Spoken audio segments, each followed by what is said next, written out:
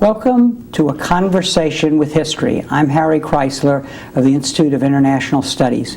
Our guest today is Shari Eppel, who is a human rights activist and director of the Matebeland Chapter of the Amani Trust in Zimbabwe. Shari, welcome to Berkeley. Thanks very much, Harry. Tell us a little about yourselves. Where were you born and raised? I was born in Zimbabwe, which is in southern Africa. It's the country that used to be known as Rhodesia. And that's where I was born and where I've lived my entire life. And looking back, how do you think your parents shaped your character? That's an interesting question. My parents were professionals, are still professionals. My father is a veterinary surgeon and my mother's a physio. And I think my father always hoped I would follow in his footsteps and be the scientific one in the family, in our family of three. And so I used to go with him over weekends and work in the laboratory with him. He was a government vet, so he was a big animal vet. And I also used to help him with post-mortems of cattle that used to come in dead on the trucks and things like that. And looking back, I can see that I've had a fascination with the forensic aspects of death for a long time. And what about your mother? Well, my mother, of course, was a healer of people, I guess, as a physiotherapist, and she worked in a school for handicapped children. So I guess that also influenced my choices. Did you talk much about politics and government affairs growing up around the dinner table? I suppose I would characterize my parents, if I had to, as wishy-washy liberals, which isn't unkindly meant. But what I mean is that we were raised to have a good attitude in terms of we were growing up in a very violent country and a very racist country, growing up in the 60s and 70s under the Rhodesian Front, fighting to maintain white supremacy. And our parents always encouraged us not to support racism as an institution and to treat all people on their own merits. But they weren't political activists, they weren't great human rights activists, and they avoided politics as much as possible, I should think. Well, is there any incident that you remember from your youth that taught you about discrimination and made you feel what racism meant for the... Well, yes. I was a teenager during the 1970s, which is when the war was very bad, and all my sort of male counterparts, white counterparts, were being forced to go into the army to fight. And as a woman, as a girl, I was excluded from that. But I was very aware of double standards as a schoolgirl. And sometimes, I can remember a particular incident when I was really horrified, which was in 1976. The Rhodesians carried out an air raid on a camp in Mozambique and slaughtered thousands of people. And I can remember hearing about this at school, and some of my friends were jubilant and were saying, "Oh, we massacred all those tours, we killed 1,000 people last night." And I can remember having this ghastly feeling and sort of thinking, well, that's as if this entire school got wiped out, as if we were just all dead. That's the equivalent. And feeling quite shocked that people could talk about massacres like that. And that's something which stands out for me. Did you have any black friends growing up? It was very difficult in those days for the races to mix. The government went to a lot of effort to make sure that didn't happen. Schools were segregated, living areas were segregated. So in short, I had very little exposure to black children my own age growing up. What about books you read as a young person? Well, again, that influenced you, yeah. Yes, I don't know about ones which influenced me into human rights. I can remember enjoying C.S. Lewis, which I suppose was very moral. But I suppose I had this strain, this sort of schizophrenic upbringing that many white children had in Africa, where I grew up reading about Peter Rabbit and Alice in Wonderland and reading Dickens and Shakespeare. And I remember visiting England for the first time as an adult, and it was like going to fairyland or something, because it hadn't seemed like a real place at all growing up, because it was so at odds with the bush and the wild animals and the war, the violent context, the very unfriendly, in many ways, sort of greater environment that I grew up in. I know now you consider yourself a citizen of Zimbabwe. What was in your mind back then as a young person? Do you have any recollection of that, about what your national identity was? Yeah, I think many white families in Africa raise their children with the idea that this is a good life, but it's not going to last, and you should think of growing up and leaving. And in fact, when I look at my classmates, there's not one actually left in Zimbabwe. In fact, the white population of Zimbabwe is between 40 and 60,000 in a population of 14 million. So it's a very small minority group.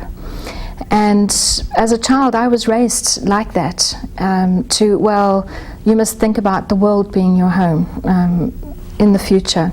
And I did study outside of Zimbabwe. I did my university education outside of Zimbabwe and traveled for a few years. And so it's as an adult that I've made a conscious choice that I'm Zimbabwean, I'm African, and it's the country where I hope to live always. Before we talk about your education, let me ask you, did you have any mentors other than your parents who were quite influential? Yes, there's some human rights activists in Zimbabwe who I really greatly admire. I could mention a few. But this is later in your life. That's later. Yeah, that's later. Yes, yeah, okay. yeah. But go ahead and mention them. Let's talk about that. I just wanted to clarify. Yeah. Okay. Well, I think one of my great current mentors is the Archbishop of Bulawayo, who's a Catholic Archbishop, Archbishop Pius Ncube, who's himself a torture survivor and who's a really outstanding individual from our region. And also Michael Rett, who was the Catholic Commission for Justice and Peace when I was growing up. And he was one of the few whites who stood up against Ian Smith and actually had to go into exile in order to stay alive during the 70s. And then he stood up against the Mugabe regime in the 80s. He was one of the few people who spoke out about the massacres of this government at the time they were happening. And now actually he's a member of parliament. He's in his 60s now and he's actually gone into politics. What both in your work and I'm sure in the individuals you've described, there is this courage, and I'm just curious, when one looks at their careers or looks at your own career, are there common roots to this courage, or do people come to it by different routes, or does it just emerge in the course of the work and the importance of the cause? Well, when I think of those particular individuals and myself, I don't think, I never sit and think of myself as a courageous person or whatever. I think that what I have in common with them is pursuit of truth. That I don't like being lied to. And I've grown up, in 40 years in Zimbabwe, I've known two governments. The first was the Rhodesian Front, and the second has been ZANU-PF under Robert Mugabe, and both have lied to everybody in the country. And I don't like being lied to. I like to know what's going on. So I see part of being involved in human rights as a way of keeping my finger on the truth, to know what's actually really happening in the country. And that for me is a strong motivation, is anger at having been lied to and the feeling that I won't be lied to again by any government. Let's talk a little about your education. How did that change the course of your life and in any way affect you in this trajectory that your life took? Well, I have a small formal education, by Berkeley standards anyway, where I did study psychology and clinical psychology at university, and then did my master's basically by internship, by practical application. And this was where in South Africa? I did my basic training in my academic training was in South Africa, and my internship has been in Zimbabwe. And I operate kind of in an intellectual vacuum, in the sense that in terms of colleagues, say clinical psychologists, in the entire of Matebeland, which is a population of 4 million people, there are 2 clinical psychologists apart from myself and 2 psychiatrists. That's the entire mental health service for 4 million people. So there's a certain space in that as well, to be creative. And there's no such thing even as really breaking out of the mainstream, because there's no stream, basically, at all. Right. And so you started as a psychologist, is that fair to say? Yes. So what was the step toward human rights work? I was involved with human rights work in the anti-apartheid movement in the late 70s and early 80s during my university training. I belonged to the Detainees Parents Support Committee through the psychology department, where we used to offer psychological support to the parents of people in political detention. And then during the sort of 80s, I was putting a lot of time into being a mother, and also continued my human rights interest through freelance journalism and writing about development issues. And then I was offered the job to actually research the atrocities of the 1980s by the Catholic Commission for Justice and Peace and the Legal Resources Foundation. Before we talk about that, could you give us a little brief political background about Zimbabwe after independence? You've already talked about the movement against colonialism, but what configuration emerged that has Sure. had such an impact? Sure. Basically, during the 1970s, two guerrilla armies fought for independence. The one was ZANU, and their armed forces were called ZANLA, and the other was ZAPU, and their armed forces were called ZIPRA. So ZANLA and ZIPRA were the two armies that fought. And in our region, ZAPU and ZIPRA were the most widely supported group under Joshua and Cornwall. And the other part of the country supported Mugabe and ZANU. At independence, ZANU won most of the seats in the first election, but ZAPU retained all the seats in our part of the country. And it's quite clear retrospectively that Robert Mugabe, coming from a kind of a Chinese Marxist framework, had set his heart on a one-party state. And so what we saw was his desire to crush ZAPU as soon as he came into power in 1980. So that the workings of the government led to a particular set of policies toward this area of Yes. Zimbabwe. Tell us about, give us the contours of those policies. Sure. There was a difficult situation post-independence where basically the new government had to integrate three armies, the Rhodesian army, ZIPRA and ZANLA, into one army, and it was a very difficult task. And the ZIPRAs became very nervous. Some of them, there were widespread talks of people being disappeared from army barracks by ZANLAs and this kind of thing. And some disaffected back to the bush with weapons, and there began to be a bit of an armed problem with bandits holding up shops and things like that in rural areas. And this provided Mugabe with a pretext to send in a hit squad called the 5th Brigade, who were trained by the North Koreans and who were basically Mugabe's hit squad.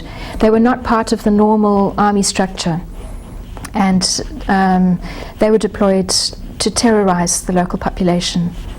And that terrorizing took what forms? Destruction of property, indiscriminate killing, and so on? Yes, all of those things. Basically, there were two periods of epidemic violence, and both coincided with curfews.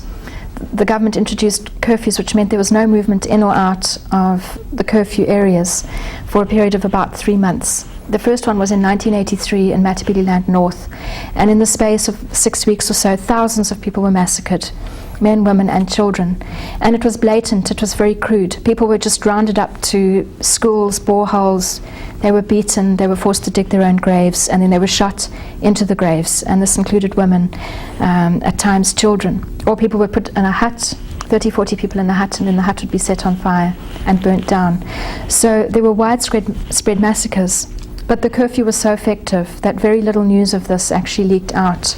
And when it did, the international community played it down. They didn't want to believe that Mugabe, who was very well respected internationally at that time, could be capable of such a thing.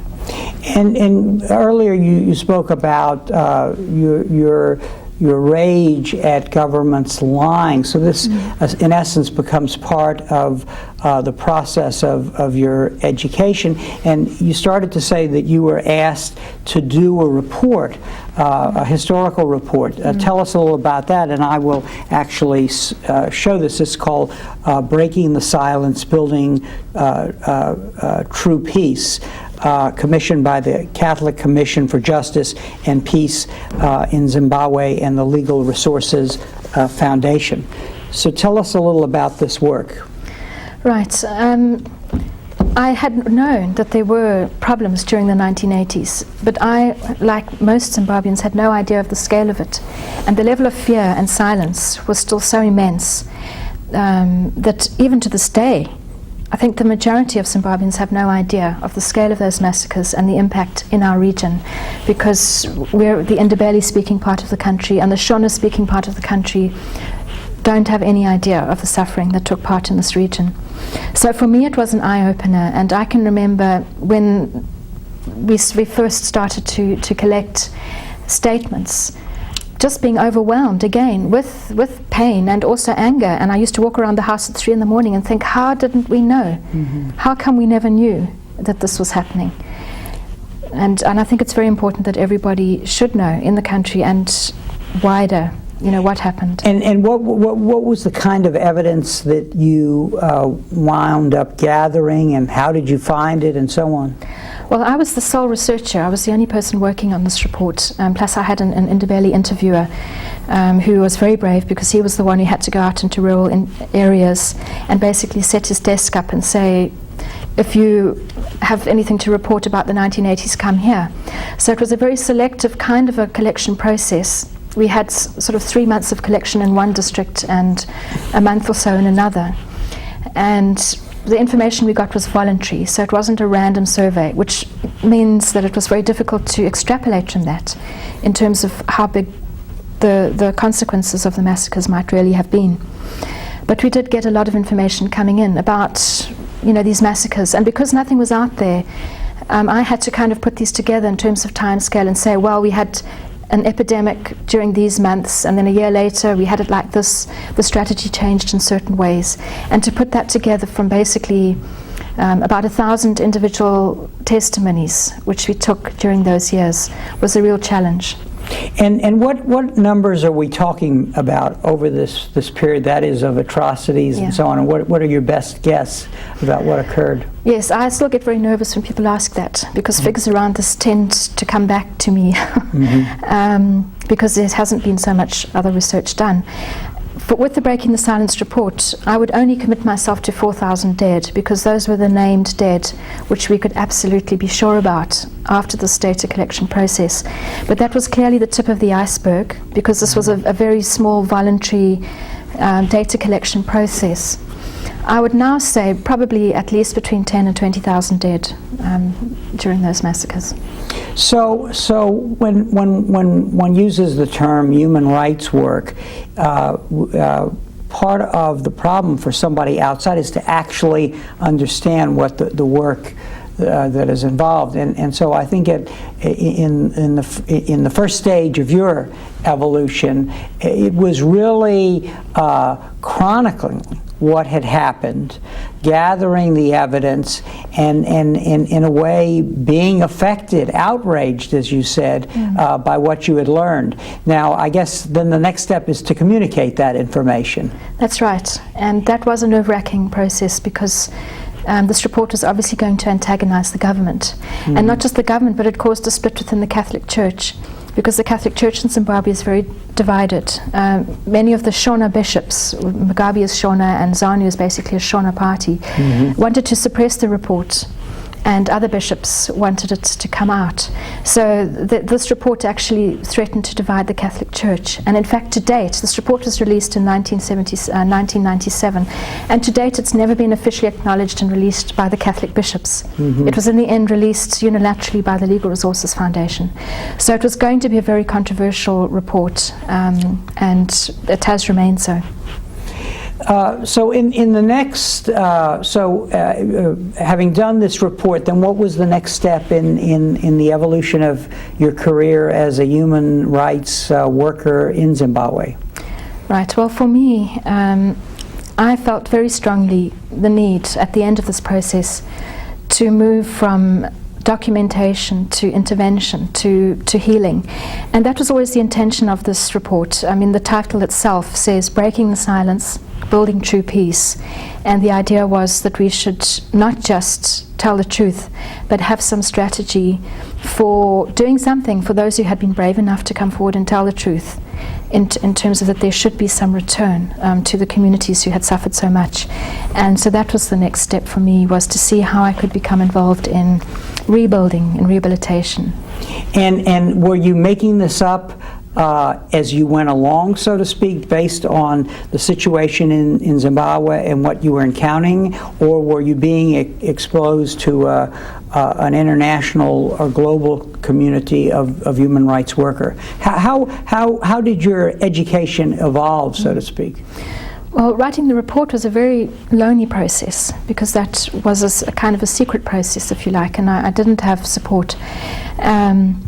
But once I started to look into the field of rehabilitation, there was support. There are other rehabilitation programs operating in the region.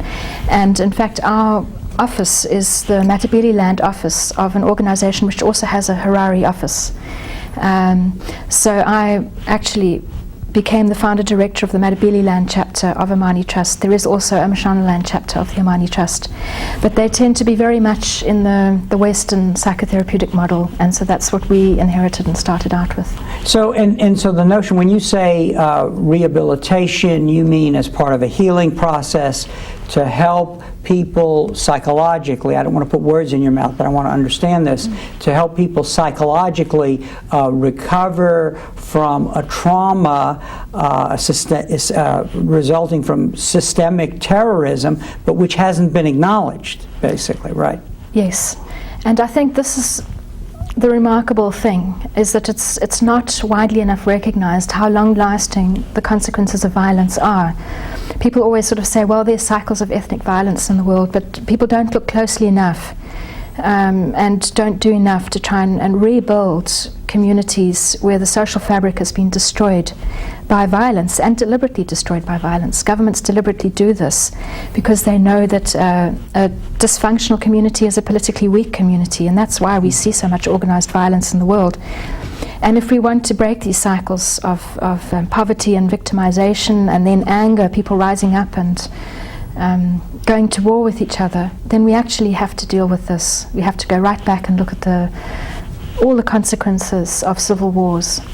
And you actually make a point that is an important one, which is that people tend to, in a way, write off events like you've describing, just based on things like ethnic rivalries or racial hatred or whatever. But in fact, you're saying quite clearly that it's an instrument of government control of a population that is not being responded to in terms of what a government could do if it were doing its job correctly. Sure, and I think also the problem is that when you have a change of government, as I hope we will have soon in our country, there's often a euphoria and an impulse to look to the future and to feel good about what's happened in the past, even to you, and to say, well, let's sweep it under the mat, let's have an amnesty.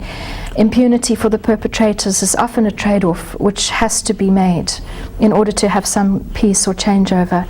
But it's a devastating thing in terms of its consequences for the very ordinary victims who have to carry on and who remain often very poor, very marginalized, and who see the people who tortured them get off scot-free and often remain in power and, rich and influential. So it's a very sad message, to actually keep giving throughout history to victims, that they can be victimized, and one government after another will come in, forgive the previous government, and it's just business as usual.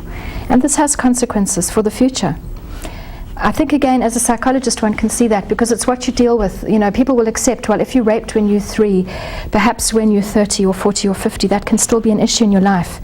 And if you really want to be a functioning adult, maybe you have to go back and deal with that.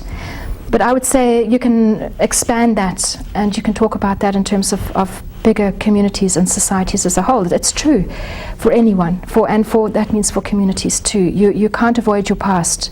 It's with you and it's part of what you are now. Now, armed with Western theories of healing an individual, you went to work in this environment, and you discovered that the people who had suffered were really asking you for something else. And what was that? And Yes. what did you learn from that? Yes, well, basically, we started off trying to work in the hospital setting with counselling, with this kind of one-on-one psychotherapeutic situation. And within a very short space of time, we had the community leaders in a particular community kind of descend on us at the clinic and say, we hear you asking people about the violence, and we never thought the day would come when people would ask about this. And we have so many problems. We will buy you lamps so that you can work night and day to deal with this. But not here in the clinic. Come and speak to us in the community. And so they, if you like, they dragged us out of the clinic and into the community, which was where the community knew healing had to take place. And they then asked you for specific actions with regard to the burial sites of the, Yes. the people who had been victims. What did the people want? Yes. Well, it was interesting. At the community meetings, within a very short space of time, what people started to say to us was, look, we've told you the stories about what happened, but we have very real problems right now. This isn't history. The violence has left problems which we have to deal with right now. And one of the worst problems for us is the presence of mass graves in the village setting. We have mass graves in the schoolyards. We have mass graves next to where we have to dip our cattle in our public meeting places. And this is very important for us because we have angry spirits which are linked to the presence of these mass graves as well and causing problems. And what did they want you to do, or what did they suggest would help them deal with this problem? In Matebeland, as in much of Africa, the culture pays a huge amount of attention to ancestral spirits. The ancestral spirits are believed to be the most important factor in terms of controlling community life. And if you don't honor your ancestral spirits, then bad luck will befall you as a family and the entire community. And things like droughts, illness, floods, crop failure, failure of development, failure to get married, and all sorts of things were being blamed on the presence of thousands of angry ancestral spirits who were angry because they had not been properly honored and they had not had proper funerals and they had not had another very important ritual called Umboyiso, which is supposed to take place a year after the funeral, and which is the inauguration of the ancestral spirit into the family hierarchy.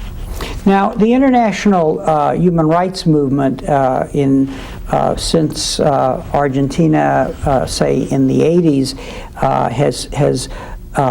has had as one of its components an emphasis on the exhumation of grave sites where atrocities have been committed. And here the forensic sciences are used to gather evidence to see what was done, how was it done, and can a judicial proceeding use this evidence to essentially right wrongs.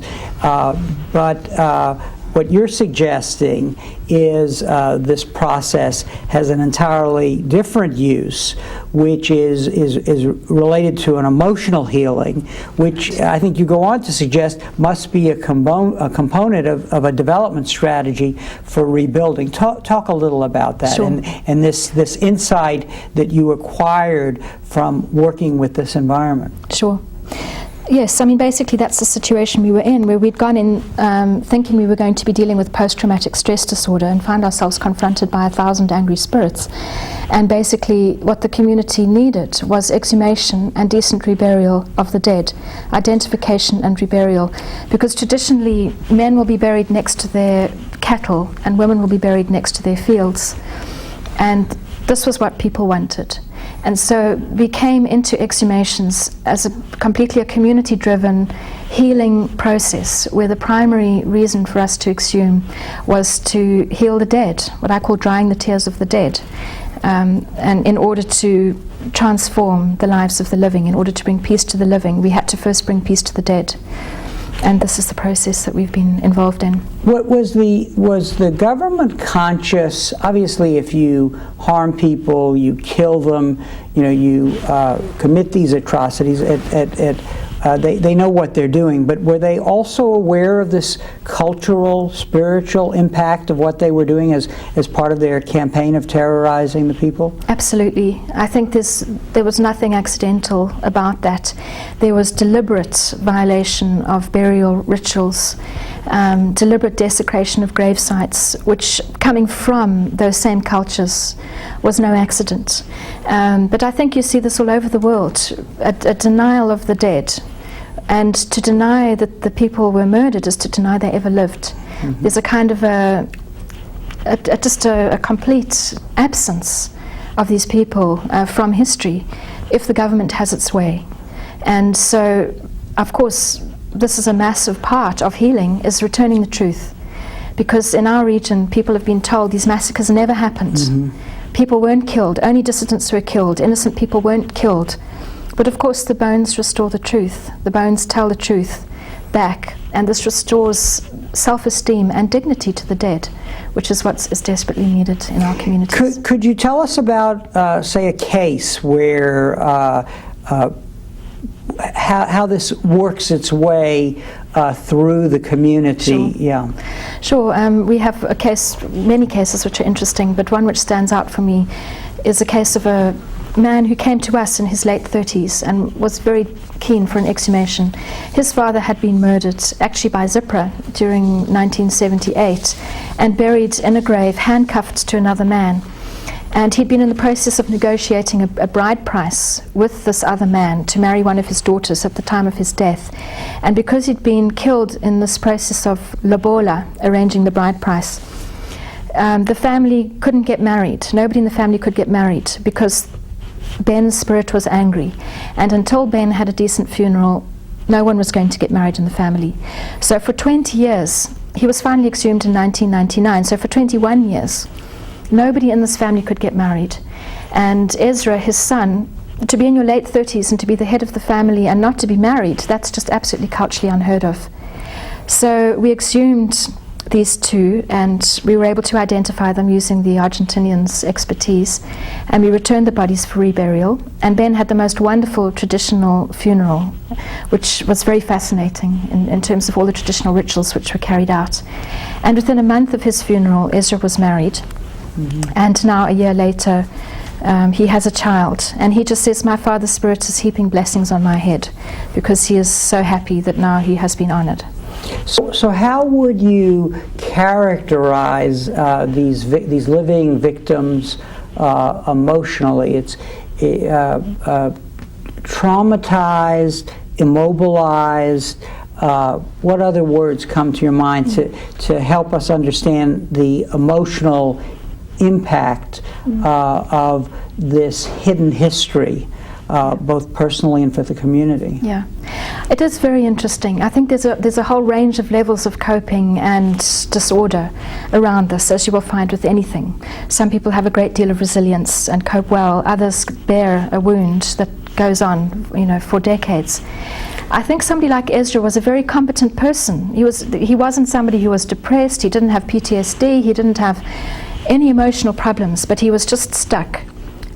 Culturally, he couldn't get married because my perception of it from where I'm sitting as a Western person looking at the situation, what I noticed at the funeral was a traditional ritual took place where Ezra, carrying the spear of the Ndebele warrior, goes ahead of the coffin, and when his father is buried, he breaks the spear in half and buries the handle with his father's coffin. And then his first role to signify taking over the headship of the family is to fashion a new handle for the spear. And this is the public transfer of power from the deceased to the living. This had never happened. This had never happened in a publicly witnessed ritual, and therefore Ezra did not feel empowered to do something like get married. He didn't feel okay in that role. And he needed this funeral, he needed this public ritual of taking the headship of the family in order to be able to get married. I'm not sure how one defines that in terms of Western psychology, but we could say he was stuck. Mm-hmm. His life in a particular area was stuck. and he was going to be stuck there forever as long as he couldn't go through that ritual.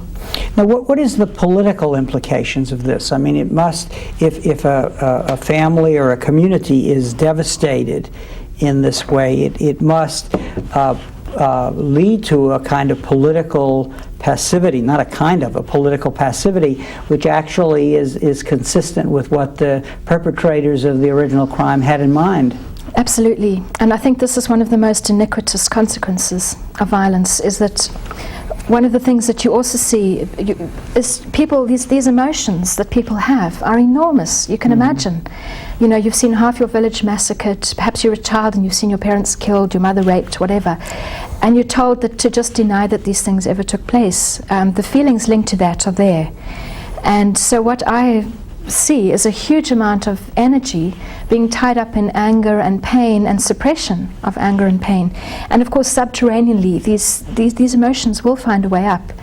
But what they tend to do is come up and cause dysfunction in the community, where people point fingers at each other, they accuse each other of being sellouts, because it's much safer to blame your neighbor as a sellout than it is to point a finger at the government and say they are murderers. That's a very, very threatening thing to do. So you blame your neighbor.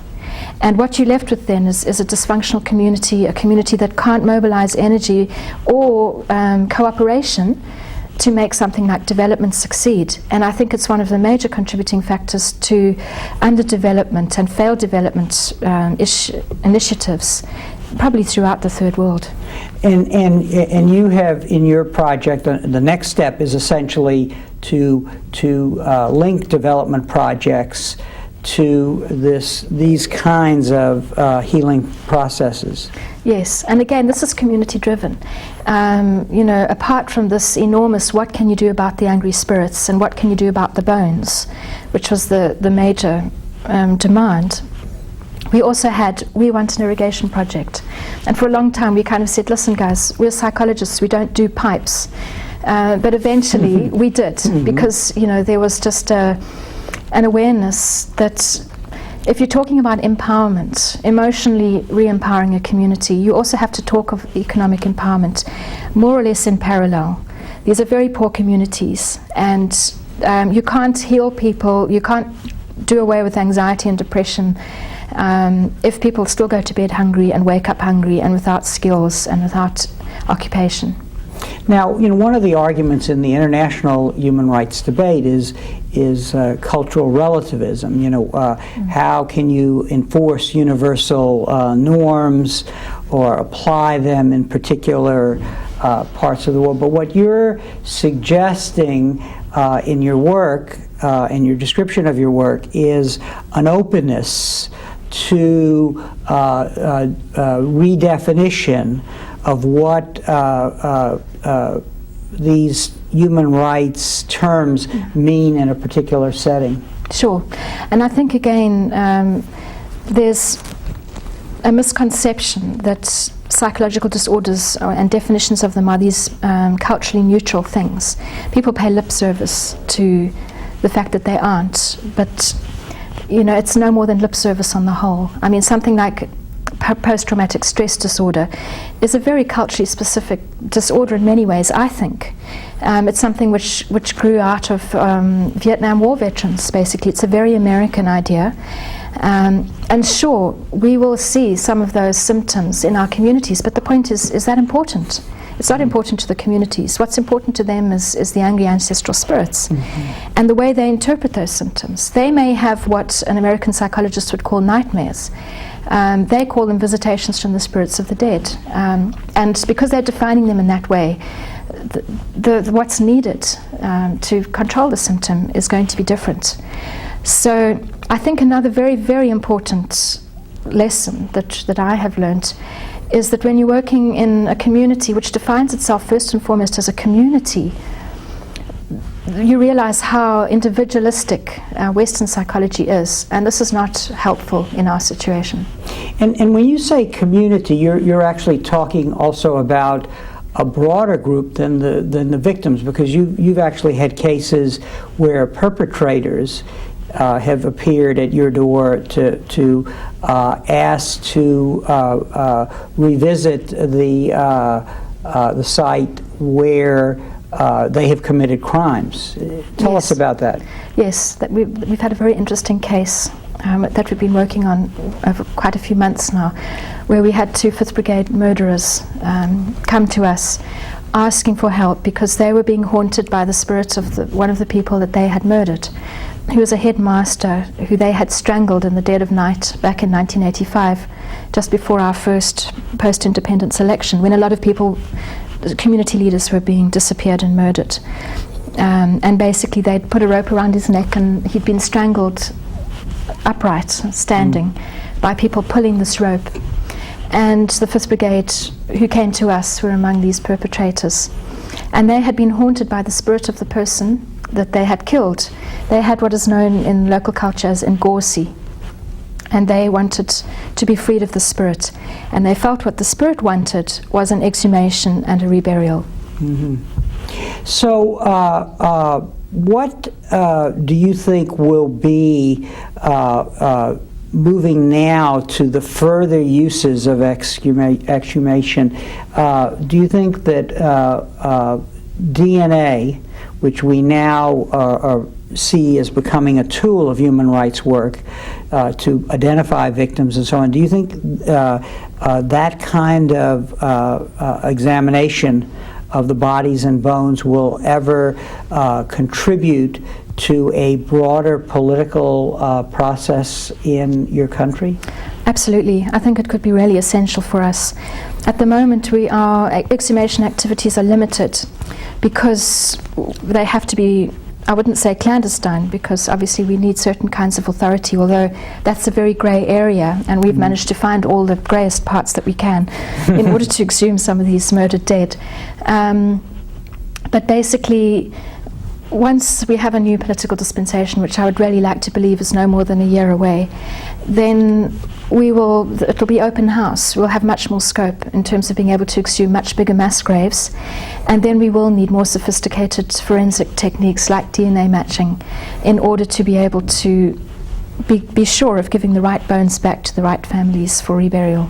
And what about evidence in possible truth and reconciliation or tribunals in your country? Yeah, in fact, I think this is I'm longing for that day. I think we've had 100 years of impunity in Zimbabwe, and it's time that it stopped. And I know certainly the incoming government, it's high on their agenda, is to have a Truth and Justice Commission, and they've already approached us in terms of how could we play a role. And in fact, our Amani is hosting, I'm putting together at the moment a 4-day workshop for August called Truth, Justice and Reparation, Planning a Way Forward for Zimbabwe, which is again probably a bit of a cheeky workshop to be planning what we're going to do with this government while they're still incumbent. But I think it is an important process, and certainly forensic evidence will be very important. Are there cultural reasons which would be given to oppose the extracting of DNA, or is this not a concern of the people who have been victims once they know that this restoration and healing will be the aim? You know, it's very simple to extract material for DNA. We have started doing it already. We do already have a blood bank, which we have started against the day when we may need it, where the Argentinians have shown us a very simple process. You just basically prick somebody's finger and collect blood on 3 bits of sterile filter paper and just put that away in a brown envelope, and you've got your DNA material for the next couple of decades. You don't even have to refrigerate, you don't need masses of blood or anything like that. It's a very, very simple procedure. And we find that we have a high level of trust in the communities where we've worked, and people have been more than happy to have a prick on the finger if they think it means that in due course they can be sure of having the right bones back. So with a change of government, there is a real possibility of moving forward in a broader way, and DNA evidence playing a critical role both in helping families know what happened to relatives or ancestors, and on the other hand, as possible evidence in some sort of a tribunal to demonstrate that there was Yes. systematic efforts to control and bear down on these populations. Yes, I think that it will be crucial. But I think what I would try and make sure of is that this process didn't ever go ahead without some kind of emotional monitoring and support for families. Because what I see around these dead, these murdered dead, is enormous amounts of energy, anger, pain, and the potential for that to get out of hand and to actually be destructive rather than healing. We have also seen in a few cases where we didn't do very much work prior to reburials, we've actually seen that reburials are not necessarily in and of themselves healing, and they can be destructive, and they can actually even serve to reinforce the truth, the hiding of the truth, and can become just a further act of denial. And we had this experience last year in November when we reburied some washed up remains in Berkeley camp, which was a detention and murder center in 1984. And because these remains were kind of fortuitously there, and it wasn't a community we'd worked in, and the Argentinians were fortuitously there, we'd analyzed the remains and helped them to be reburied. But at the funeral, all the speeches were denying the truth of the past. And people were very afraid. It was in November last year. There was still a lot of post-election violence in Zimbabwe. And people were saying, we don't know who these people are, and we have no idea how they died. And yet they were being buried in the shadow of Berkeley camp, where they had been murdered and where the remains had been found, and nobody referred to that. And this stood in sharp contrast to some of the other funerals that we have worked with the community for a long time, 6 or 9 months prior to exhumation. And in those funerals, what we have seen is massive denunciation of the government. People standing up and saying, these people were murdered by the angels of Satan. They thought it was a time of darkness, but God could see what they were doing, and now we can see this great evidence. We are here, we are gathered here as a community, and we can witness the truth of those massacres. So it stood in sharp contrast. And what is the difference? Emphasize for us again what the difference is between the successful... I think with a successful one, you need a slow process of breaking the silence in a community where there's been so much fear for so long, and where we're still working in a state where the truth is suppressed, and to talk about the truth is subversive. So, we will have many community meetings over many months prior to exhumation, and during that people will gradually stand up and say, I was beaten, here are my wounds, my son was crucified on that tree over there. The stories will start to come out, so that the exhumation and reburial becomes the culmination of a long process of breaking of truth, and it can therefore be a really truly healing experience, as opposed to this other experience where it just became one more further denial of the truth. Tell me, this sounds like emotionally draining, to use a euphemism, work that you do. How do you come down? How do you transcend the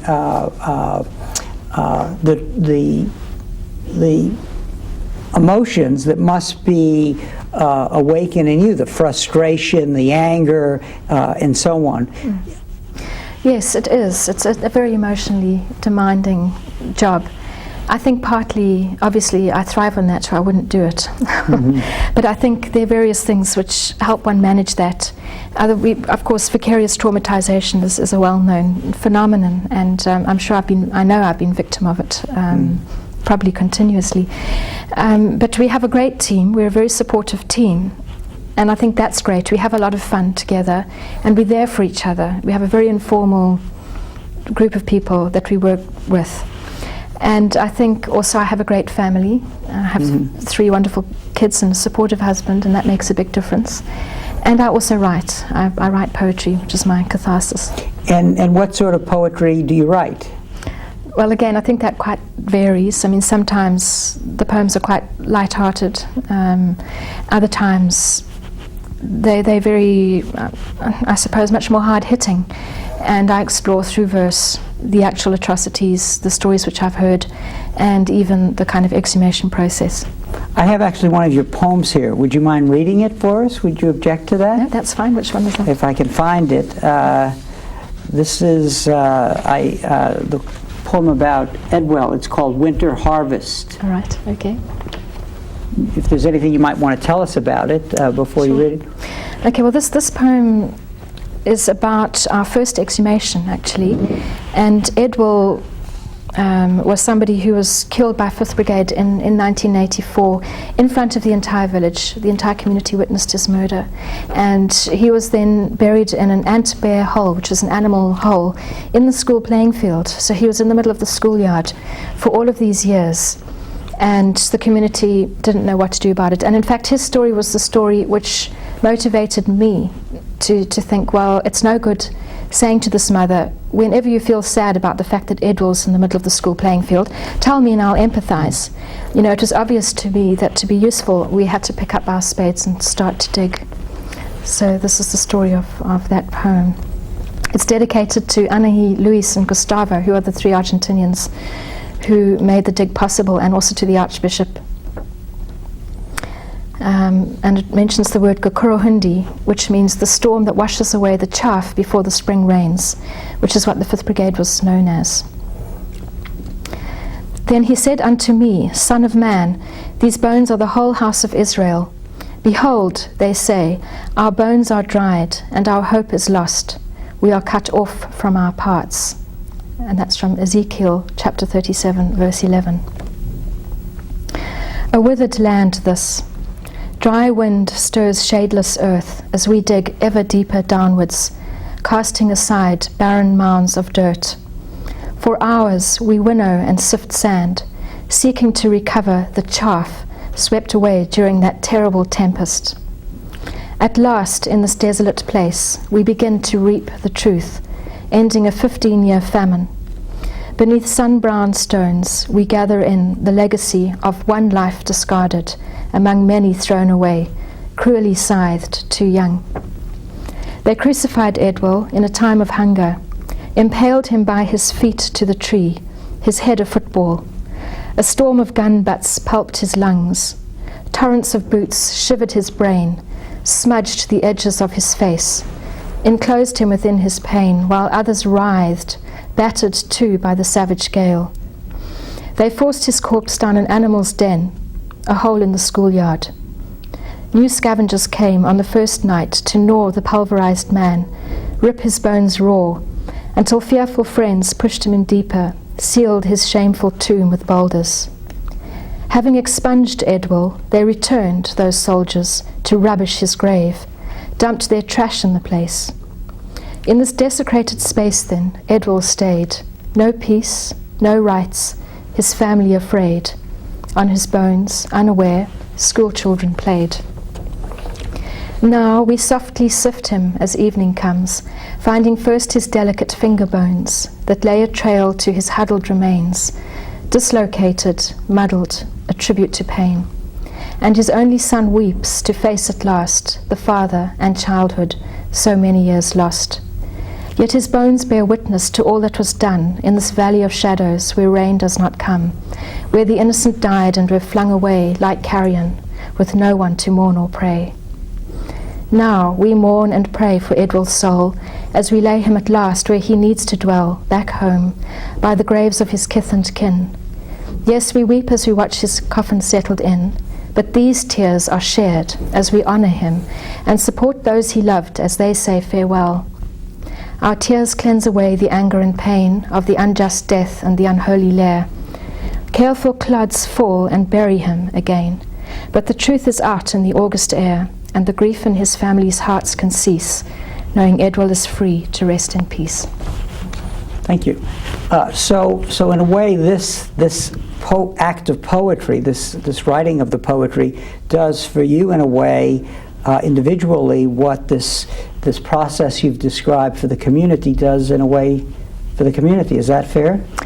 Yes, I think that's fair, because, of course, you know, I think I needed this exhumation as much as Edwell's family by the end, you know, and for me it's a great relief to go past the schoolyard and to think Edwell is not in the ant bear hole, because for 2 years I went past there and thought Edwell's in the ant bear hole, and so it was really important that he be moved.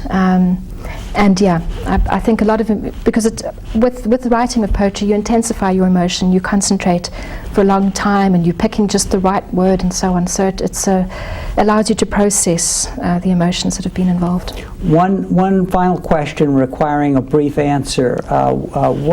What is the most satisfying component of this work that you do?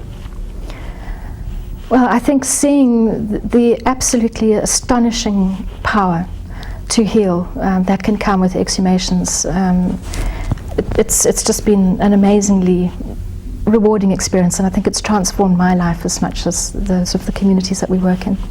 Shari, thank you very much for taking the time to be with us today and to talk about your work. Well, I think it's a great honor. I'm very pleased. Thank you. Thank you, and thank you very much for joining us for this conversation with history.